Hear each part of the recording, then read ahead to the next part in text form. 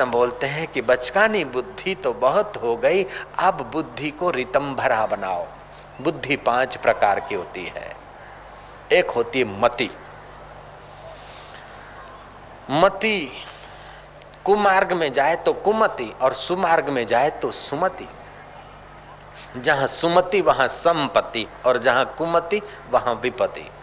लेकिन ये संपत्ति और विपत्ति ये दोनों सुख और दुख देकर हमारा समय पसार कर देती। इससे आदमी अगर ऊपर उठता है, थोड़ा धारणा, ध्यान, जप, तप, साधु संग आदि करता है तो उसकी सुमति मेधा बनती है। मेधा, वो पुरुष मेधावी हो जाता है। कितना भी मान आया उसको सपना लगने लगता है, कितना भी अपमान आया उसको तुच्छ लगता है, कितनी भी सुविधाएं मिली लेकिन समझता कि आखिर कब तक। ये शरीर जल जाएगा तो शरीर की सुविधाएं कब तक रहेगी। ये शरीर मिट्टी में मिल जाएगा तो फिर और सब चीजें कब तक साथ में चलेगी। तो सब चीजें होते हुए भी उसके चित्त को वे चीजें बांधती नहीं, आकर्षित नहीं करती। फिर भी उसके चित्त में एक प्यास बनी है कि और कुछ पाना चाहिए। सब कुछ छोड़ के मरना पड़े उसके पहले सब कुछ जिसका है, सब कुछ जिसमें है, उसका प्रसाद मिल जाए तो अच्छा होगा। वो अपने मन को समझाता है, मत करो रे गर्व गुमान, गुलाबी रंग उड़ी जावे गो, उड़ी जावे गो रे फीको, पड़ी जावे गो माटी में मड़ी जावे गो, पाछो नहीं आवे गो। मत कर रे गर्व गुमान, पतंगी रंग उड़ी जावे गो। काई रे लायो भाया, काई लई जावे गो। धन जो बन थारा, जोर जवानी अठे मेली जावे गो, पाछो नहीं आवे गो। मत कर रे गर्व गुमान, पतंगी रंग उड़ी जावे गो। हाड जले जू लाकड़ जल रहो, केस जले जू घासारे। मत कर रे गर्व गुमान, पतंगी रंग उड़ी जावे गो। अपने मन को अहंता ममता से बार बार बचाता है, कई बार फिसल जाता है, फिर उठ खड़ा होता है। वो मेधावी पुरुष कहा जाता है। उसको भी चढ़ा उतार का थोड़ा सा भय है। साधारण आदमियों की अपेक्षा वो बहुत अच्छा आदमी है, साधारण व्यक्ति की अपेक्षा वो बहुत अच्छा व्यक्ति है। फिर भी अभी आखिरी ऊंचाई उसकी मति में नहीं आई। सत्य का नाम है रित। रित बोलते सत्य स्वरूप आत्मा को।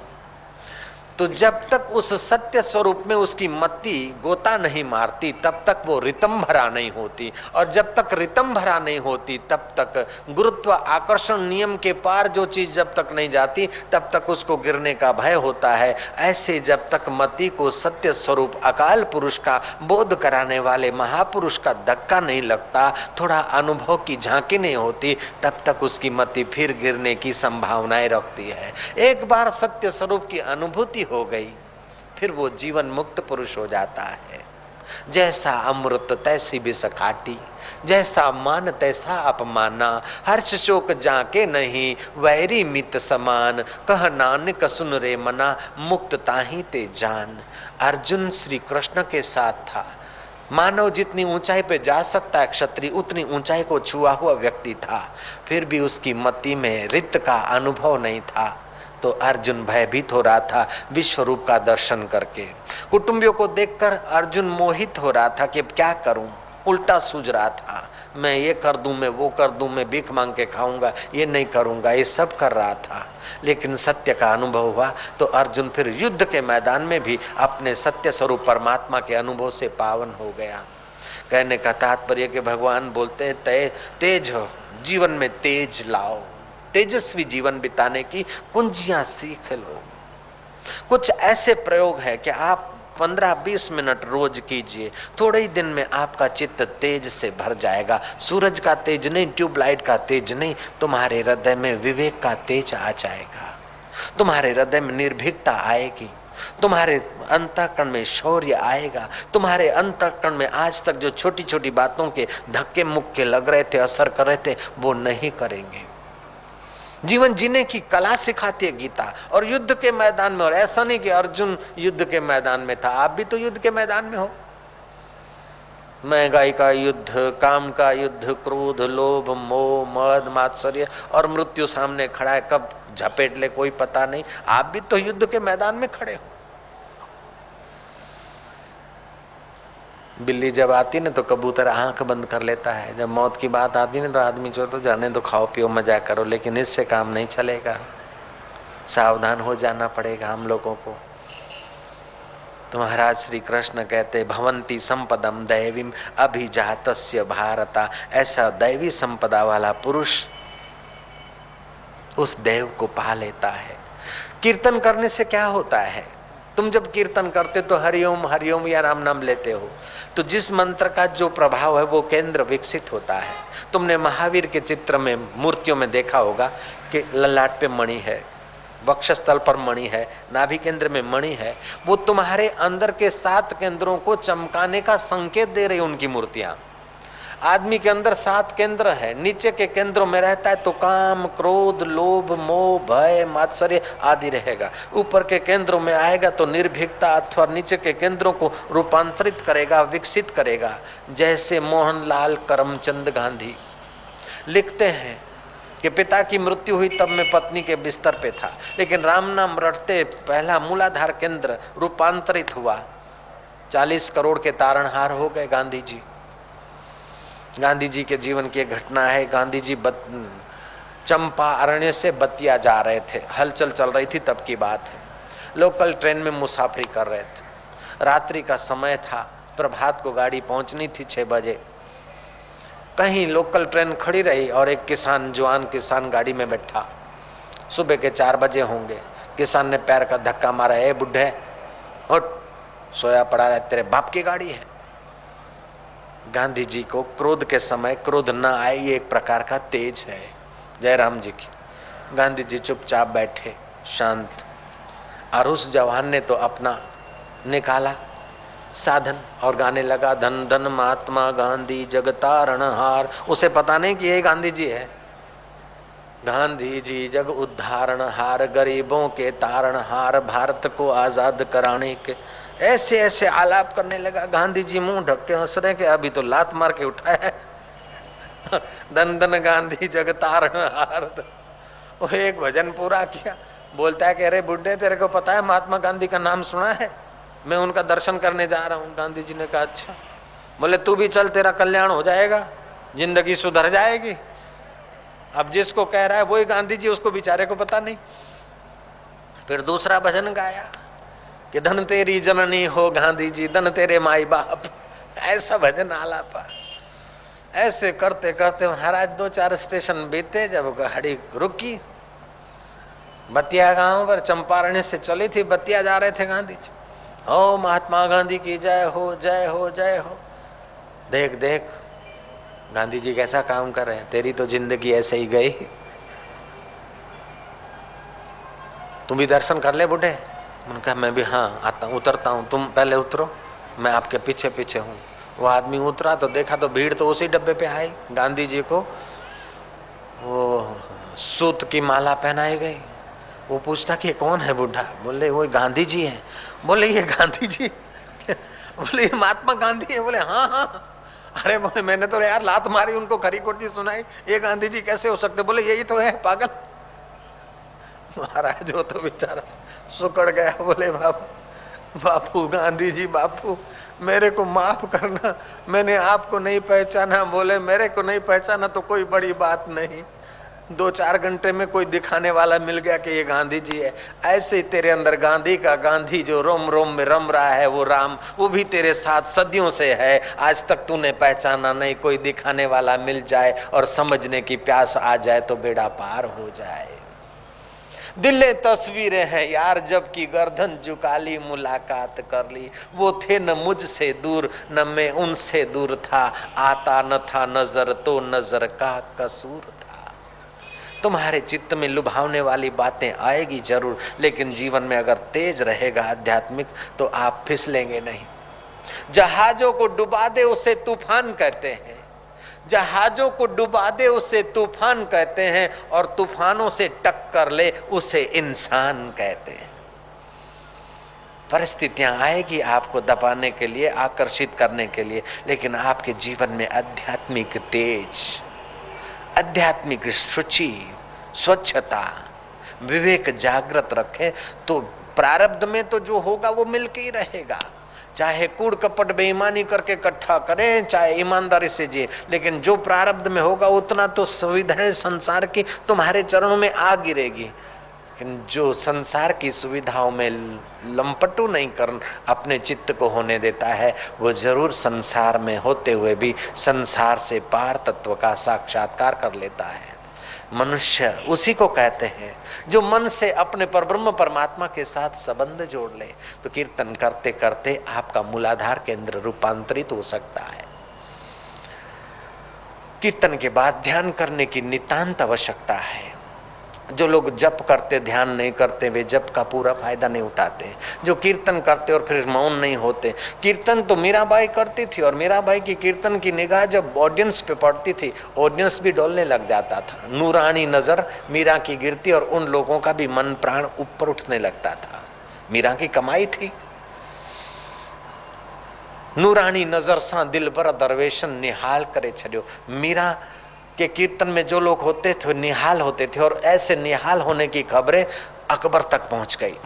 अकबर ने तानसेन को बुलाया कि तानसेन, मैंने सुना है कि मीरा के कीर्तन में लोग डोलने लग जाते हैं, क्या ऐसा हो सकता है? बोले महाराज होता है। बोले मीरा के कीर्तन में लोग देह अभिमान भूल जाते हैं और खुदाई नूर के प्याले पीने लगते हैं, क्या ऐसा हो सकता है? बोले जहां पना हो सकता नहीं, होता है। बोले मैंने सुना है कि मीरा की महफिल में जो एक बार आ गया वो फिर उस बात को भूलता नहीं, ऐसा उसका रंग है कुछ, ऐसा हो सकता है क्या? बोले हाँ महाराज होता है। अकबर ने कहा कि मुझे ले चलो। तानसेन कहता कि मीरा की महफिल में मैं आपको ले तो चलूं, लेकिन आप इस वेशभूषा में चलेंगे तो मजा नहीं आएगा। लोग देखेंगे जहां पना आ गए, अहंकार युक्त होकर बैठेंगे संत की महफिल में तो रंग नहीं लगेगा। इसलिए आपको और मुझे वेश बदल के जाने में ज्यादा लाभ होगा। हम दोनों वैष्णव का वेश धारण कर ले, जरा तिलक कर दे, वैष्णव की सी पगड़ी पहन ले, सादे सुदे साधुओं के वैष्णव के कपड़े पहन ले, और मीरा की महफिल में चुपचाप बैठे, तब हकीकत का पता चलेगा महाराज। अकबर ने कहा ठीक है। महाराज गए।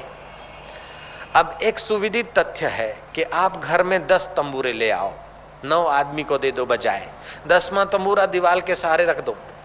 9 तंबूरे अगर गूंजते हैं तो 10वां तंबूरा बिना छुए वाइब्रेट होगा। तो मीरा की महफिल में सैकड़ों तंबूरे डोल रहे थे, तो 2 तंबूरे चुप कैसे रह सकते? ये तो आध्यात्मिक सूक्ष्म संक्रामक विद्या है। महाराज पहले तो तानसेन रूपी तंबूरा डोला और बाद में अकबर भी डोले। आई मजा सत्संग की, कीर्तन की मस्ती आई, देहाध्यास भूले और आत्मरस अनजाने से कुछ भीतर की महफिल जगी। जाम पर जाम पीने से क्या फायदा, रात बीती सुबह को उतर जाएगी। तू हरि नाम की प्यालियां पी ले, तेरी सारी जिंदगी सुधर जाएगी, सुधर जाएगी। महाराज मीरा की महफिल में वो अकबर और ताना दोनों डोले।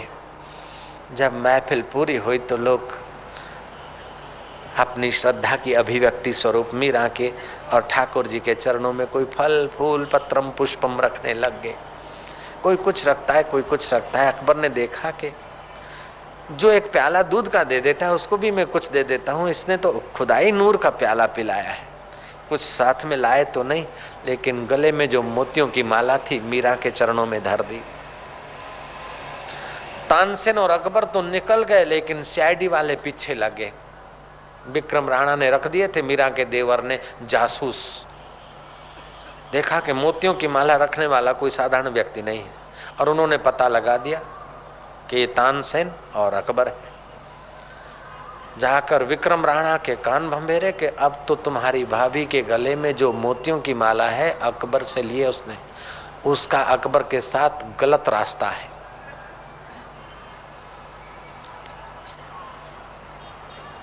शायरी वालों ने देखा कि ये मीरा के ऊपर नाराज तो रहते हैं, और जिस व्यक्ति पर राजा नाराज रहता है उसकी वीक पॉइंट बढ़ा चढ़ा के बुलाने से हमें तो इनाम मिलेगा, प्रमोशन होगा, फिर उनकी वो जाने।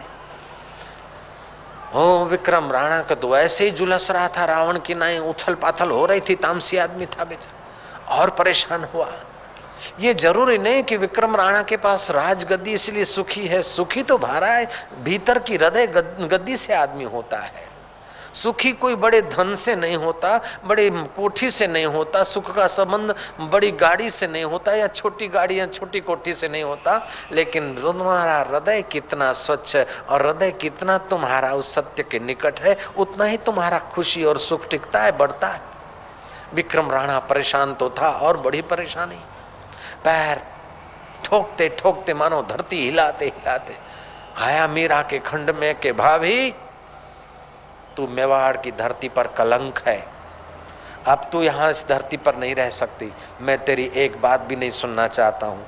तेरे गले में जो मोतियों की माला है वो किसने दी मैं जानता हूँ, मेरे पास सब खबरें हैं, दिन को भक्तानी बनती और क्या धंधे करती है मैं सब समझ गया। आप सिर धर दे, अभी का भी तेरा सिरोच्छेद होगा और मेवाड़ की धरती से एक पाप आत्मा भगवान के पास पहुंचाऊंगा, ये मुझे पुण्य होगा। हा हा हा हा हा।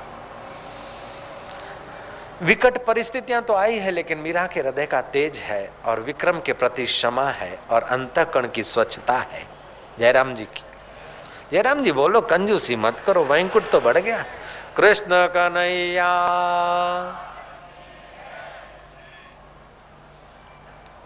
मीरा ने सिर धर दिया है, कांपती नहीं, घबराती नहीं, क्योंकि अंतःकरण स्वच्छ है, पाप किया हुआ नहीं।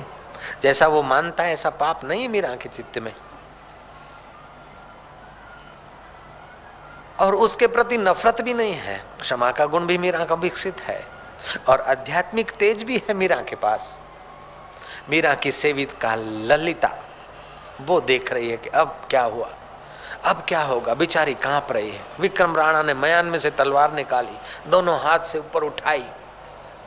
वो छापखाने की मशीन अगर आपने देखी हो तो ठप ठप ठप हैंडबिल छापती, छोटी छोटी जो मशीनें होती ना, ठप ठप, और ठप करते ऊपर जाए, और उस समय फ्यूज निकाल दो तो ऊपर की ऊपर रह जाती। ऐसे ही विक्रम राणा ने दोनों हाथ ऊपर उठाए और अंतर आत्म स्वरूप कृष्ण ने चेतना देने को ब्रेक लगा दी, फ्यूज निकाल दिया, दोनों हाथ यूं के यूं रह गए। अब तो जोर मारे तो हाथ क्या नीचे उतरे, जब चेतना ही नहीं जा रही तो क्या हाथ उतरे। जैसे पुर्जा जो एक्शन में है और फ्यूज चला जाता है तो उसी एक्शन में रह जाती है ना वो छापखाने की मशीन, ऐसे उसके हाथ रह गए। ललिता कह सोचती है कि भगवान कृष्ण ने उसके हाथ पकड़ लिए, लेकिन श्री कृष्ण ने साकार होकर हाथ नहीं पकड़े। श्री कर्षति आकर्षति जो हृदय में चैतन्य आत्मरूपी कृष्ण बैठा है उसने ब्रेक मार दी, क्योंकि वो सत्य स्वरूप ईश्वर जानता है और तेज क्षमा जैसे उसके गुण हैं तो फिर उसका प्रभाव भी तो पड़ेगा। राज विक्रम ने एक आध मिनट तो ट्राई किया अपने बलबूते को, लेकिन देखा कि ये तो खरी हो गई। आखिर मीरा को गिड़गिड़ाता है कि भाभी मुझे पता नहीं कि तू इतनी महान है, तू मुझे माफ कर दे, मेरे हाथ क्यों रोके तूने। मीरा कहती है कि भगवान इनको क्षमा कर दो, ये तो माया में भूले हुए जीव हैं, लेकिन तुम कब तक ऐसा करोगे, हे प्रभु इनको क्षमा कर दो। मीरा की प्रार्थना से फिर वो अंतर्यामी परमात्मा ने विक्रम राणा की मति को थोड़ा सा प्रकाश दिया है। विक्रम राणा ने तलवार फेंकी और मीरा के चरणों में प्रणाम करता है कि भाभी तुम मुझे माफ़ कर देना। मीरा बोलती है नहीं नहीं, ये तो आपका बड़प्पन है, आप मुझे क्षमा कर देना, मेरे कारण आपको क्रोध करना पड़ा, मेरे कारण आपको अशांति हुई, आप माफ़ कर देना।